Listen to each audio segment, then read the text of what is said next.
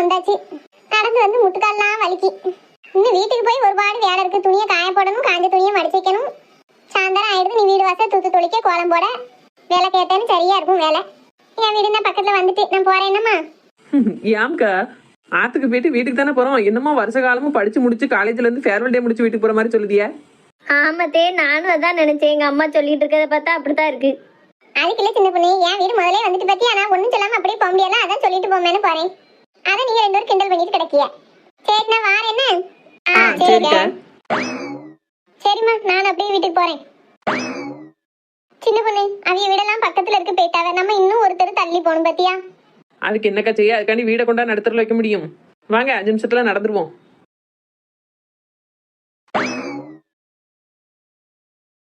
அம்மா என்ன டீ போய் குளிச்சுட்டு வந்துட்டியா? ஆமா. ஏன் டீ ஒரு படியா ஒரு மாதிரி பேச? கால்லாம் வலிக்குமா? எவ்வளவு தூரம் நடந்து வந்திருக்கேன் தெரியுமா? கொஞ்சம் தள்ளி நான் உட்காரட்டும்.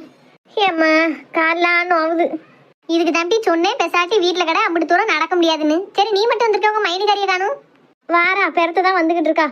அவளுக்கெல்லாம் நல்லா நடந்து பழக்கம் போலமா. எனக்கு தான் மேமூச்சு கீமூச்சும் வாங்குது. அவளுக்கு ஒரு பேதி இல்லையே, கல்லு மாதிரிலாம் நடந்து வரா. ரொம்ப ஏட்டி கால் வலிக்கு?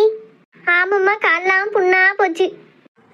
இங்க இருந்து துணிமணியை தூக்கிட்டு நடந்து போய் ஒருபாடு துணியை துவைச்சு அலசிட்டு அங்க இருந்து ஈர துணியை தூக்கிட்டு நடந்து வந்திருக்கேன். நான் கூட இவ்வளவு சீன் போடல.